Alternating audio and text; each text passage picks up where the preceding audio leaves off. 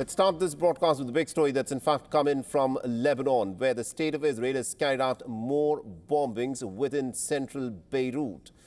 Now, these are images of a massive cloud of smoke that has risen over Beirut in the aftermath of multiple blasts that have been carried out by the state of Israel.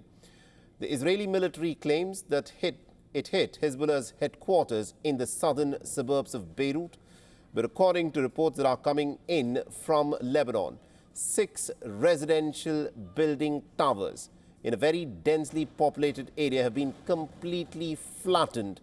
And also, according to the locals within Beirut, there was no kind of warning whatsoever for the civilians to evacuate from the residential towers.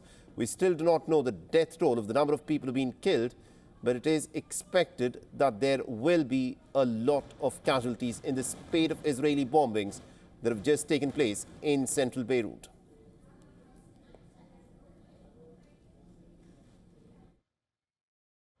Moments ago, the Israel Defense Forces carried out a precise strike on the central headquarters of the Hezbollah terror organization that served as the epicenter of Hezbollah's terror.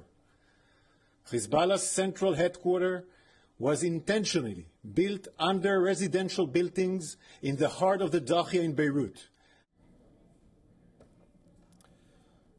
Now, the Israeli television networks are now claiming that Hezbollah chief Hassan Nasrallah was in fact the target of these Beirut blasts. But sources close to the Hezbollah chief say that he's in fact safe.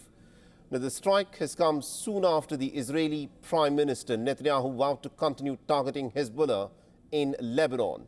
Now, just a few hours ago, Netanyahu, in his address to the UNGA, said that Israel will continue to strike Lebanon till it achieves its objectives. As long as Hezbollah chooses the path of war, Israel has no choice, and Israel has every right to remove this threat and return our citizens to their homes safely. And that's exactly what we're doing. Now, responding to the latest bombings, Lebanon's Prime Minister has accused the state of Israel of waging a genocidal war on Lebanon as well.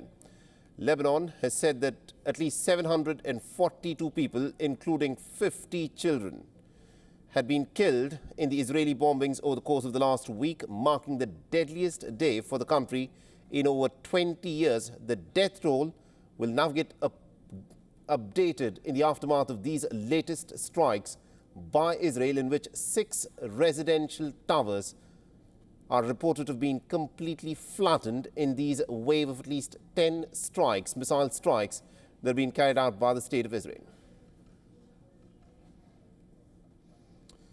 And to give us a sense of what, of course, is happening at this moment in Beirut, we're being joined by Dr. Avner Cohen, who's a professor of non-proliferation and terrorism studies at the Middlebury Institute, and he's joining us from Monterey in the United States.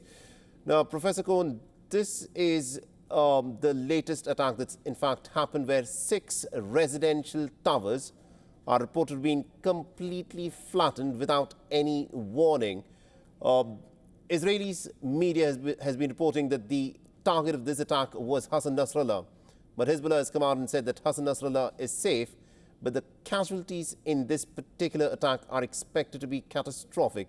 What do you make of this tactic by the state of Israel to have targeted 6 residential towers without any warning whatsoever? Thank you and good morning. This was no doubt unprecedented attack. This was possibly a game changer. It was against, in all dimensions, it's unprecedented. Operational, political, strategic, and in terms of its possible ramification. The target was the entire Hezbollah command, including its leader, the Secretary General Hassan Nasrallah. There was one source in Israel that claims that he was at least injured, possibly killed. It's unclear. And it may take some time, until probably hours, until we will have a confirmation one way or the other. But the decision was probably planned ahead of time. There was probably golden information that gave some kind of verification that the top members of the echelon of Hezbollah are there, and the attack was made. It was many aircrafts, Right. tens of tons of explosive, as I said, unprecedented. And as you mentioned, 6 to 8 major buildings became wreckage. 6 to 8 buildings full of civilians, one would assume, have become complete bit of wreckage. This is unprecedented in many ways.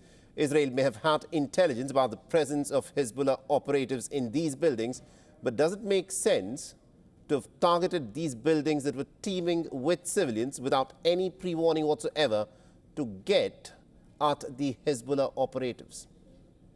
Well, we do not know how many civilians were in the building. The building, at least part of the building, was used by Hezbollah as its headquarters, including the top echelon, the command and control center. So obviously it was Hezbollah who decided to have its headquarters in a building with possibly some civilians. But we're talking about 6 to 8 buildings here. Professor Cohen, we're talking about 6 to 8 buildings that have been completely devastated, reduced to rubble. And this is a residential area, and Israel knew that this was a residential area in which Hezbollah had its command center. But does it justify the killing of so many innocent people? We still do not know the death toll of the number of people who have been killed. No, we do not know. We do not know. But I think the purpose is it was very much attack on Hezbollah, not an attack against Lebanon. It was not against the, major strategic assets of the government of Lebanon. It was very much at the heart of Hezbollah, with the hope to bring the conflict at the north of Israel with Hezbollah to an end by eliminating much of the Hezbollah top leadership. We will see what will happen in the next few hours, to what extent it was successful or not. But I think the decision was not taken lightly, and yet it's clear that some civilians were killed. All right, we'll have to leave it there. Thank you very much. If you note, we're completely out of time, Professor. Thank you very much indeed for joining us and getting us those details there. Thank you. For all the latest news, download the WION app and subscribe to our YouTube channel.